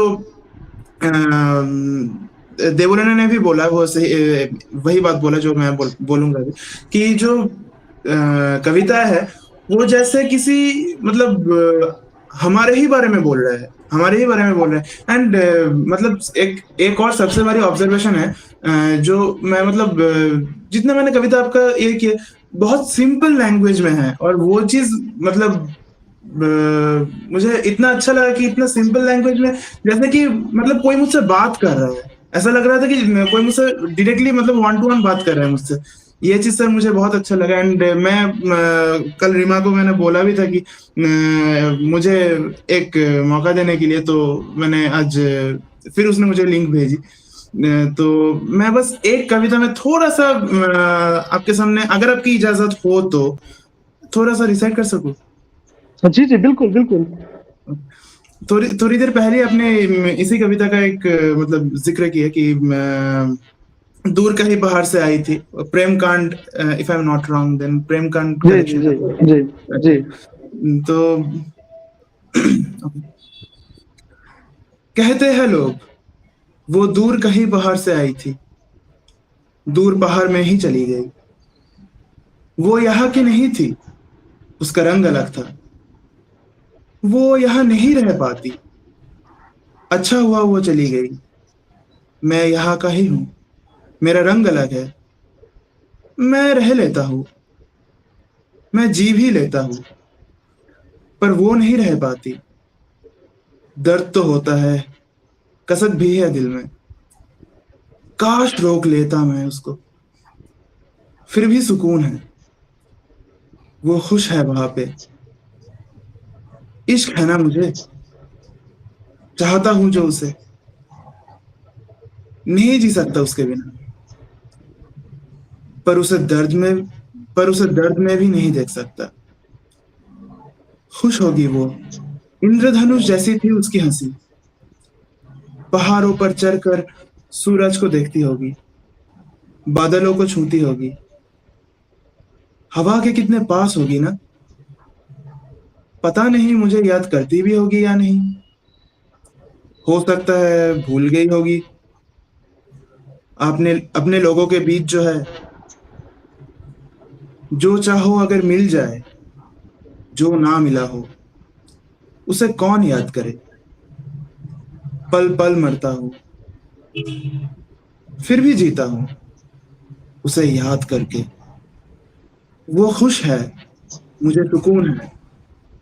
मैं तो यहाँ का हूँ, यही रह जाऊंगा। उसके उसके बिना एक दिन मर भी जाऊंगा। वो भूल चुकी होगी मुझे, मैं कैसे भूल जाऊं उसे।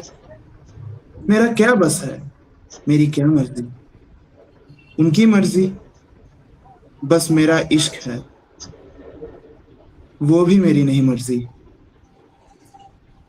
यादों के संग ही जीता हूँ। एक ना एक दिन तो सबको मरना है। बहुत थैंक यू, बढ़िया। Thank you. Thank you sir. जी, सर आप कह रहे थे कि आप शायरी भी लिखे हैं, जी, क्या एक शायरी आपसे हम सुन सकते हैं जी जो मैम, आपकी बिल्कुल। मर्जी? तो एक क्यों मैम, बहुत सुन सकती हैं आप।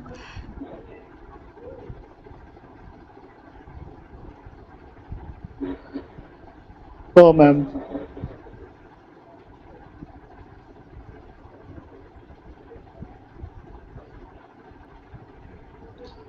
मैम जैसे एक सुनिए मैम। तू मिली नहीं इसका गम नहीं मुझे, तू मेरी मोहब्बत बनी, मेरी जिंदगी को इतनी ही काबिले एहतराम है। पहला शेर में। दूसरा है, रातें सर्द है और दिल जमा हुआ, बदन ठंडा गोश्त है, तेरी यादों की गर्माहट ने जिंदा रखा है, वरना मैं तो कब से बेहोश हूँ। दिल जलो से पूछिए कितनी अकेली होती हैं रातें, अकेलेपन का एहसास करा जाती हैं ये रातें। दिन में तो कई दोस्त मिल जाते हैं, पर तन्हा रात में कोई हमसफर नहीं मिलता। तेरी उम्मीद पे जिंदा हूँ, वरना जिंदगी की लो कब की कम हो चुकी है। तू आ जा, आखिरी बार देख ले कि मेरी रूह को मेरे से आजादी मिल जाए। जी। वाह, क्या बात सर, बहुत अच्छी है। तो अब मैं फिर से ऑडियंस की तरफ हूँ। किसी का कोई ऑब्जर्वेशन, कोई क्वेश्चन? सर इधर है हमारे साथ, पूछ लीजिए।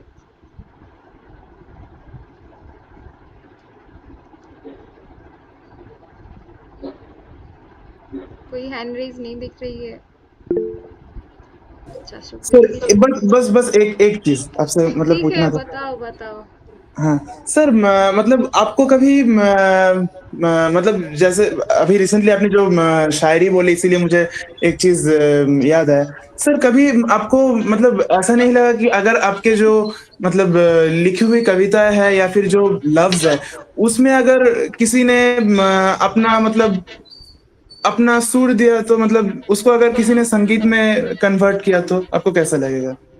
बहुत अच्छा लगेगा सर। अभी आप इतना अच्छा पढ़े उसको कि मतलब वो फीलिंग मेरे अंदर भी नहीं होगा जो हमको आपको सुन के लगा। मतलब अब थैंक्स मैं टू एक यू बात बता मतलब। दूं, इसका इंट्रोडक्शन मैं थोड़ा सा दे दूं, तो ये म्यूजिशियन ही है। ये सुर जी देते लिखते भी है और अपने गाने भी मतलब म, गाते हैं, बहुत अच्छे, जी फेमस है। जी। तो इसीलिए पूछ तो रहा होगा आपसे। जी जी थैंक्स। और क्योंकि तो जो फील आप दर्शाए अपने एक्सप्रेशन से, वो तो शायद हम उतने तक पहुंचे भी नहीं थे सर। इसके लिए थैंक्स आपका सर। तो और अगर आप सर ऐसा होगा तो हमको तो अच्छा लगेगा sir. I will really be grateful to for this sir. हाँ तो मैं वो चीज मतलब ये मेरा एक मतलब मैं एक इच्छा जता रहा हूँ आपसे कि मैं एक जी बार वो जी ट्यून जी करना चाहता हूँ। जी। हाँ सर। बहुत बढ़िया। चलो, और कोई?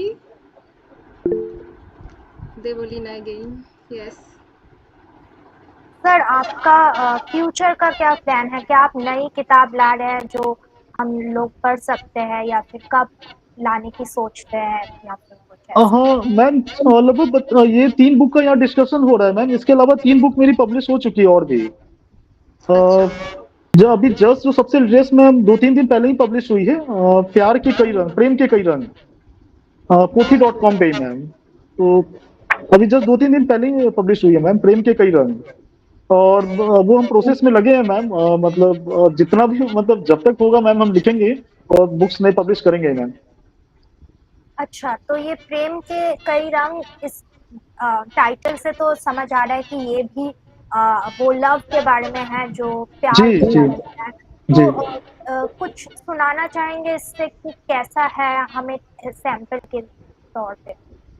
हाँ मैम, जरूर सुनाना चाहेंगे मैम।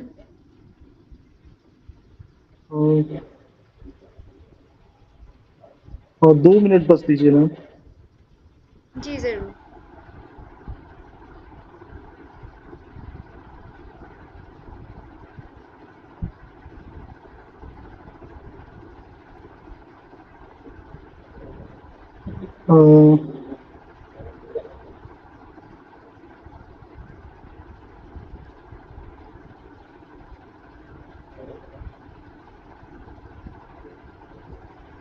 अ, मैम अगर मेरी आवाज जा रही है? जी आ रही है, पर आपकी हाँ वीडियो नहीं मैम। आ रही है, आपको अच्छा देखना मैम, तो पड़ेगा। शायद हाँ शायद हम वो पढ़ रहे होंगे इस वजह से। अच्छा अच्छा। जी। मैम एक कविता है, क्या असर है तेरा सब कुछ भूल गया, क्या असर है तेरा सब कुछ भूल गया, तो याद रहा तेरी तस्वीर बनी है कहीं मेरे अंदर। रोज देखता हूँ तेरी आंखों में वही आंखें जिसे प्यार हुआ था पहली बार में। वही कशिश, वही मासूमियत, वही जो यकीन दिलाती थी मुझे कि हम तुम एक जैसे हैं, या कहूं कि हम तुम एक हैं। शुरुआत से ही और हमेशा ही हम तुम एक दूसरे को महसूस कर सकते हैं। कुछ तो बात है तू नहीं है साथ मेरे, पर फिर भी साथ है मेरे। कुछ तो बात है तू नहीं है साथ मेरे, पर फिर भी साथ है मेरे। मतलब यादों के थ्रू। कब तक रहेगा साथ हमारा, मेरे साथ ही या मेरे बाद भी, कह नहीं सकता। जब तक मैं रहूंगा तू मेरे साथ जिएगा, तू मेरे साथ रहेगा। जी मैम। बहुत बढ़िया। बहुत बढ़िया। और सभी ने जो ये कहा है कि ये सिंपल लैंग्वेज में जो इतने खूबसूरत आप अपने थॉट्स को कन्वर्ट कर सकता है, उसके लिए आपको बहुत बहुत मतलब शुभकामनाएं। आपके सारे अगले जो भी आप करना चाहते हैं इस फील्ड में, उसके लिए बहुत बहुत शुभकामनाएं। जी मैम, थैंक्स मैम। वही है कि पर्पस ही वही है कि मैम अगर आपको अच्छा लग जाए, लोग कनेक्ट हो जाए, तो इससे बड़ा क्या अचीवमेंट मेरे लिए मैम। जी बिल्कुल, लिखने का मकसद ही यही होता है हमारा। जी जी। जी। और कोई ऑडियंस की तरफ से कोई observation?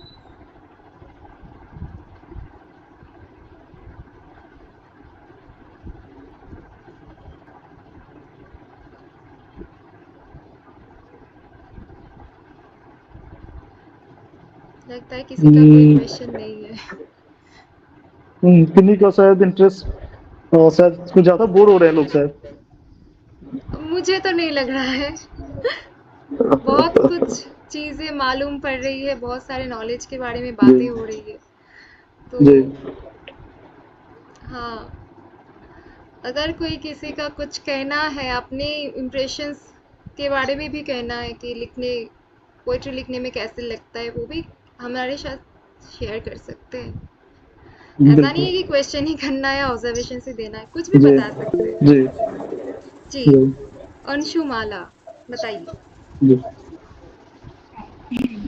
Good evening ma'am and sir. Good evening. Thank you so much. मैंने आपका सेशन सुना अभी, मुझे बहुत अच्छा लगा और बहुत सारे डिस्कशंस हुए, पर एज अ फैन मैं कुछ बोलना चाहूँगी। मैंने इनकी कुछ कविताएं पढ़ी है और सर मुझे आपकी एक पोयम बहुत अच्छी लगी, जो कि बहुत रिलेट करती है हम लोग से, सब आम सभी लोगों से। मैं अलग हूँ तुम अलग हो, ये शीर्षक पे जो आपने लिखा था, ये वाकई मुझे बहुत अच्छा लगा कि ये आपने सबको ऐसे डिफरेंशिएट ऐसे नहीं किया, मतलब सब everyone is different from anyone. आप अलग पर्सपेक्टिव से देखें तो सब लोग अलग अलग हैं, और उस बात को आपने बहुत अच्छे से लिखा है। मैं इसमें से कुछ पढ़ना चाहूंगी। अ, मैं अलग हूँ तुम अलग हो, मेरा जीवन अलग है तुम्हारा जीवन अलग है, मेरा कष्ट अलग है तुम्हारा कष्ट अलग। That is very beautiful sir, मुझे ये बहुत अच्छा लगा। मतलब मैं सच में मतलब बिलीव करती हूँ कि एवरी वन इज डिफरेंट, और ये सच में आपने वर्ड्स में लिखा है और ये मुझे सच में बहुत अच्छा लगा। ऐसे मैंने बहुत सारी पोएम्स पढ़ी और ऐसे डिस्कस भी हो रहे हैं कि आपकी लैंग्वेज बहुत ही सिंपल लैंग्वेज में आपने बहुत सारी चीज़ें लिखा है, और अलग अलग बुक्स में आपने अलग अलग जॉनर्स, अगले डिफरेंट टाइप से आपने हर कहीं आपने कहीं औरतों के कंडीशंस पे बताया, आजकल आम जो भी समस्याएं हो रही हैं, फिर लव के बारे में बताया, ऐसे बहुत अलग अलग चीज़ों के बारे में आपने अलग अलग बुक में डिस्कस किया।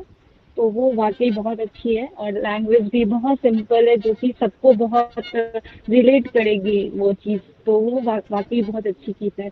और मुझे ये एक्चुअली पोएम पर्सनली मुझे ये बहुत अच्छी लगी, इसलिए मैं ये आपको बताया। तो थैंक यू सो मच, इतने अच्छे आप लोगों ने डिस्कस किए के लिए thank you so much sir and ma'am. Thank you. Thank you.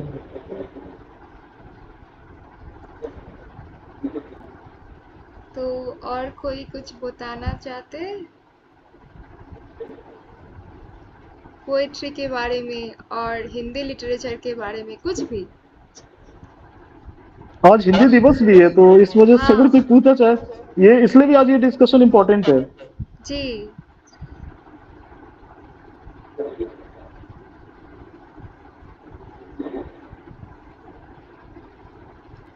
जी अंशुमाला, फिर से बताइए।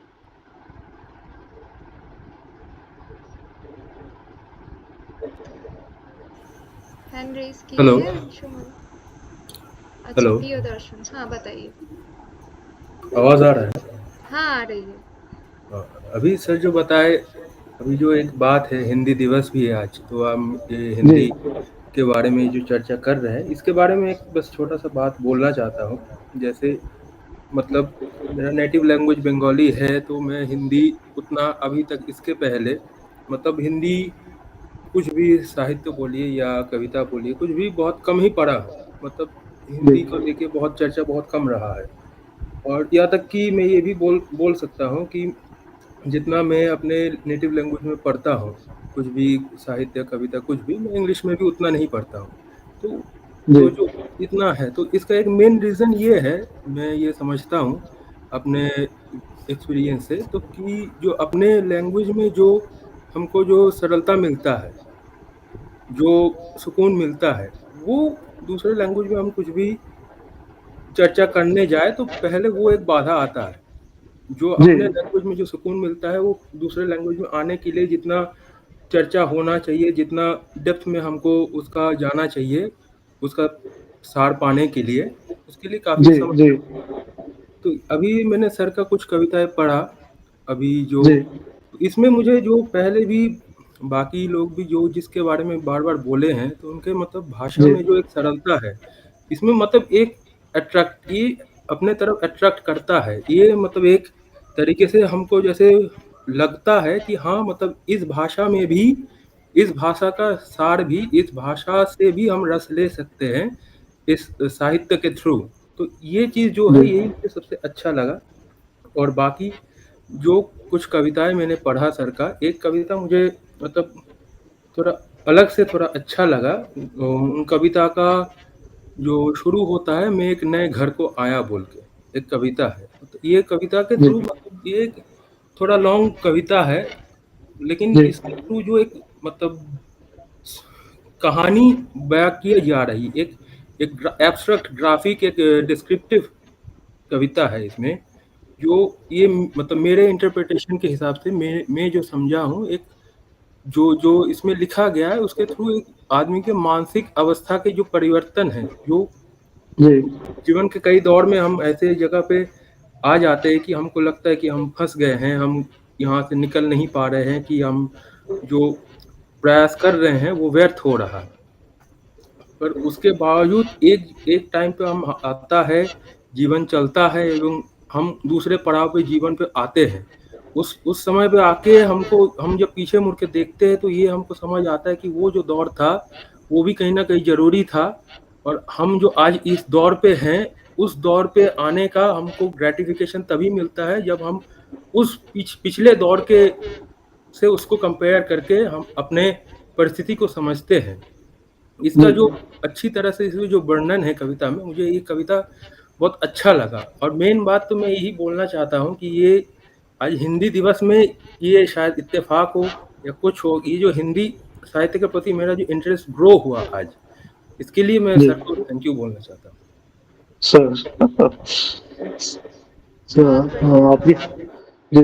आपकी मॉडेस्टी है सर, हम लोग तो बिल्कुल अभी नए हैं सर। वैसे ये बात सही है, जब हम लोग अपनी मातृभाषा से निकल के कुछ और लैंग्वेज के चीज़ें पढ़ते हैं, जानने की कोशिश करते हैं, तो ये फर्स्ट टाइम में आपके अंदर नहीं जाएगा, ये थोड़ा सा वक्त लगता है। मतलब मैं जब इंग्लिश लिटरेचर लेके फर्स्ट ईयर में आई थी, तो हमारे स्कूल में बंगाली मीडियम स्कूल था, तो उसमें वैसे नहीं पढ़ाए जाते थे जैसे कॉलेज में पढ़ाया जा रहा है।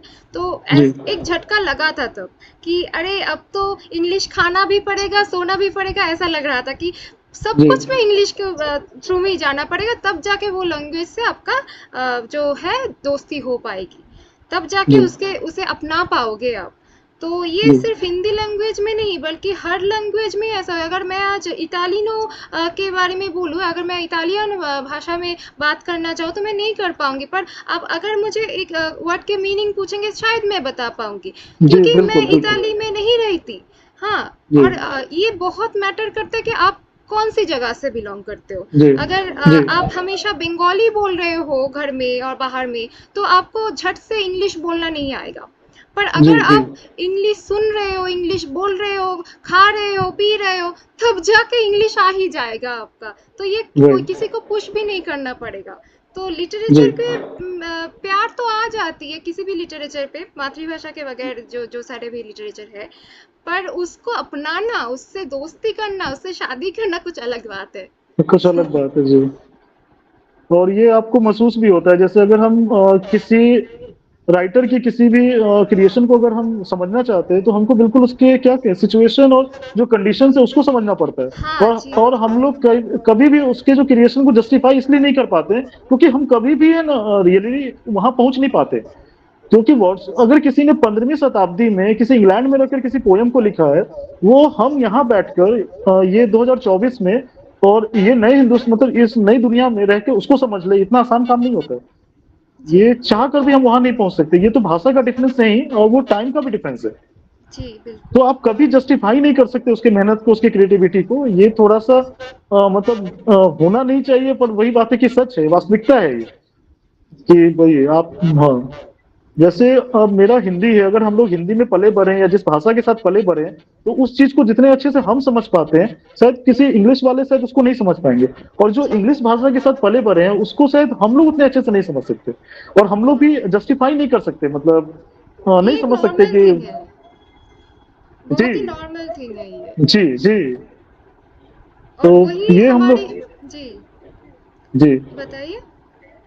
वही कह रहे थे मैम कि जैसे किसी भी जैसे हिंदी पोयम का रूपांतरण होता है, इंग्लिश में लिखा जाता है उसको, या इटली में किसी दूसरे लैंग्वेज में लिखा जाए, किसी भी लैंग्वेज में, तो हमेशा ये बात कहा जाता है कि दुनिया के कोई भी राइटर कितने बड़े भी ट्रांसलेटर क्यों ना हो, वो उसका सही एक्सप्रेशन, सही जो मतलब है फील, वो नहीं दे पाते हैं, तो जस्टिस नहीं कर पाते कभी कभी। जस्टिस नहीं कर पाते। एग्जैक्टली मैम, जस्टिस नहीं कर सकते आप जी। जैसे जो रश्मि टैगोर की रथी को बहुत सारे जी ट्रांसलेशंस है, लेकिन आप अगर टैगोर की रियल लैंग्वेज मतलब जी बंगाली जी वाला वर्जन नहीं हाँ पढ़े हाँ हो तो नहीं आप नहीं नहीं है समझ पाओगे वो क्या बोलने जी चाह रहे। जैसे कि जी एक जी मैंने जी सुनी थी हमारे जो टैगोर की जो सॉन्ग्स है या पोएम्स है, वहाँ पे ओरे भाई भाई the word is using there, तो हाँ he is trying to say that oh my dear.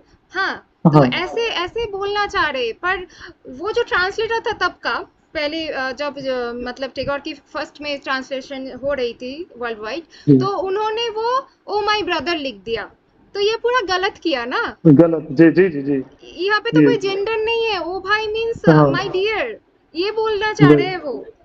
तो ये बहुत बड़ी बात होती है, ट्रांसलेटर होना बहुत मतलब लगता है कि ओ ये तो ट्रांसलेशन करता है, क्या ही जॉब है, इजी जॉब है, पर ये इजी नहीं होता। इसी नहीं है मैम, ये कभी आप बोले ना कभी जस्टिस कर ही नहीं सकते आप। जी रश्मि रथी जो लिखा गया है जिस भाषा में, आप क्या रश्मि रथी को इंग्लिश में ट्रांसलेट कर सकते हैं? कभी नहीं कर सकते, ऑलमोस्ट इम्पॉसिबल है। यस आप वो समझ ही नहीं सकते, वही बात है जिस तरह से हम आप उसको समझ सकते हैं जी जी।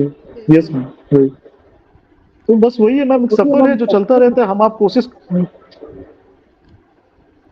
जी बताइए। वही कुछ कह रहे थे मैम शायद बीच में। दे बोली ना आई गेस।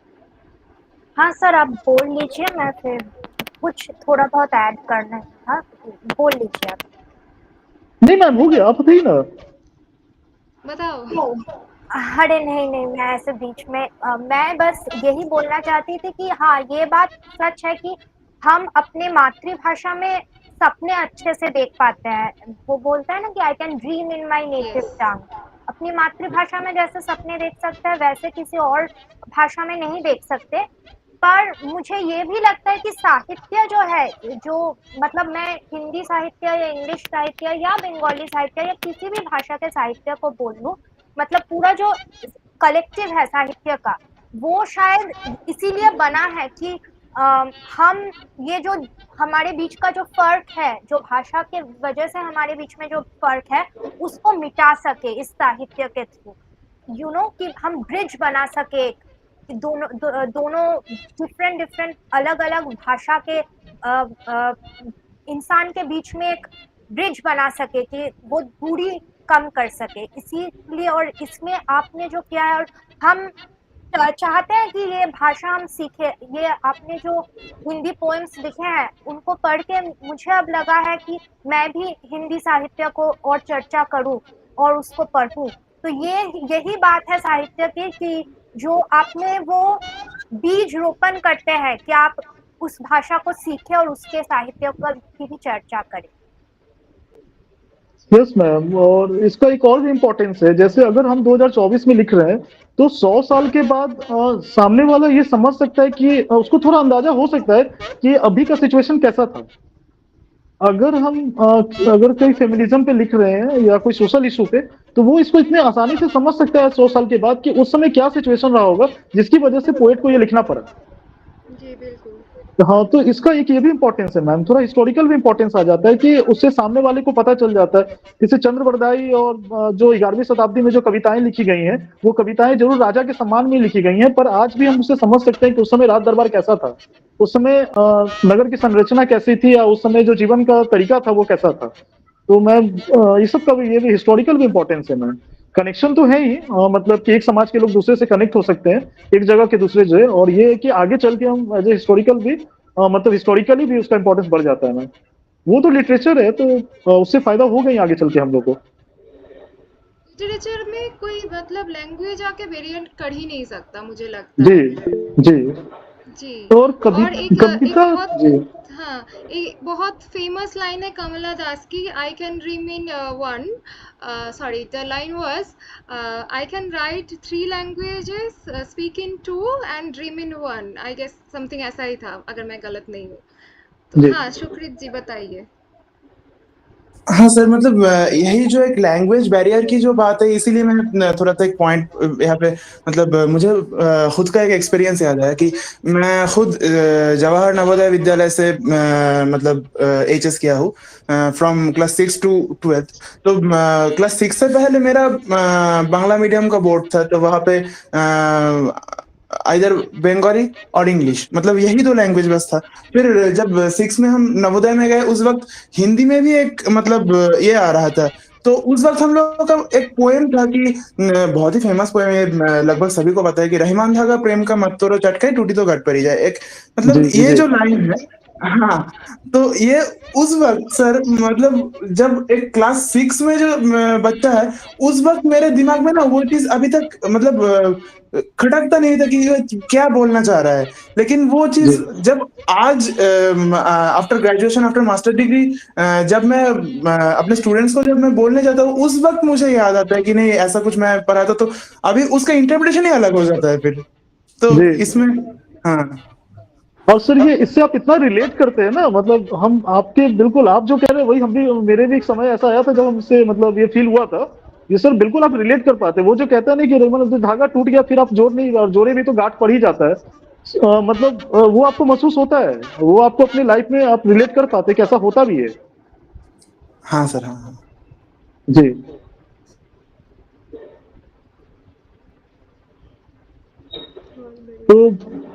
तो ये बात है कि जैसे जैसे हम लोग का समझ बढ़ते जाता है, उसी तरह से मतलब वही है, मतलब हम लोग इस लायक बनते जाते हैं कि हम उसको और अच्छे से समझ सके।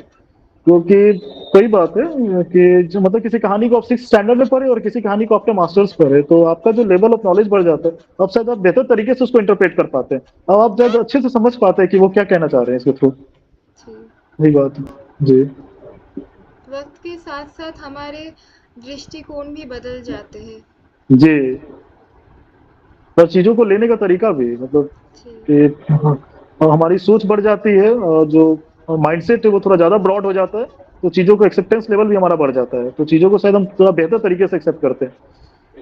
तो अब सारा दुनिया हमको एक परिवार जैसा लगता है, और सारा लिटरेचर हमको लगता है कि सब मेरे से ही रिलेट है, और हम उसको समझ सकते हैं, और हम भी कह सकते हैं, और कोई भी दुनिया के किसी भी दूसरे कोने में वो मेरे से अलग नहीं है। जो उसका दर्द है वही मेरा भी दर्द है। और जैसे सिंपल कि अगर किसी का बच्चा मरता है तो माँ को भी वो वहां भी उतना ही दर्द होता है, चाहे अगर हिंदुस्तान की माँ के किसी का दर्द हो। तो हमारा लर्निंग आपका का वही तो पर्पस है, हमारे पढ़ाई लिखाई का तो वही पर्पस है कि हम जी सबसे जी कनेक्ट कर पाए। जी। जी। तो वही कि एक स्थिति आती है जब हमको लगता है कि पूरा विश्व सचमुच में परिवार है, और जो उसका कष्ट है वही मेरा कष्ट है, और हमको इसके लिए उसके पास जाने की जरूरत नहीं होती, हम यहाँ भी समझ सकते हैं कि वो किस वेदना से गुजर रहा होगा। जी बिल्कुल। बिल्कुल भाई। किसी का और कुछ कहना है? क्वेश्चंस एंड ऑब्जर्वेशंस कुछ भी?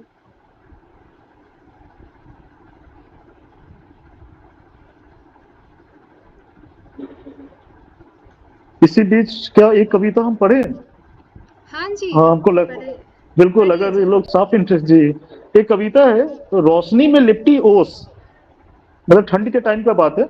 रोशनी में लिपटी ओस कह रही है मुझसे, नहीं रहूंगी हमेशा, चली जाऊंगी मैं, आएगा वो ले जाएगा मुझे, मैंने भी कहा उससे, जानता हूं तुम्हें, आंखों में बादल है पर बरसूंगा नहीं।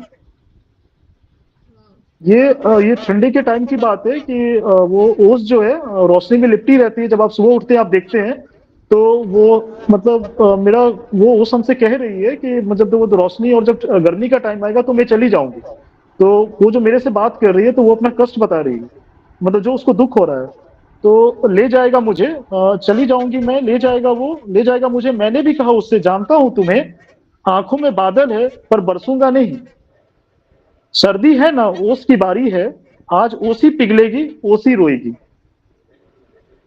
मतलब आज तुम अपना दर्द बयां कर रहे हो क्योंकि आज ओस का टाइम है, तुम हमसे कह रही हो जब तुम चली जाओगी तब हम रोएंगे। आज तो ओस है, रोशनी में लिपटी है, तो आज वो हमको दिख रही है, तो ठीक है। कुछ समय बाद जब धूप हो जाएगा और गर्मी आ जाएगी तो ओस चली जाएगी, तब हम अकेले होंगे, तब सिर्फ हम रो पाएंगे। और आज ओस है, तो आज आज बस ओस ये कह रही है कि मतलब हाँ, मतलब कभी हम चले जाएंगे। जी जी बहुत बढ़िया। जी।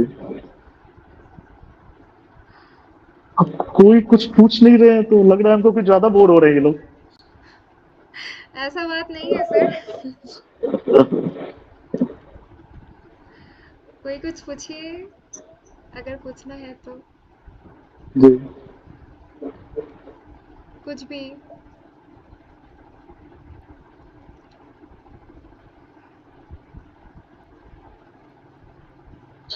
इसमें एक शायरी और पढ़ते हैं मैम तब तक।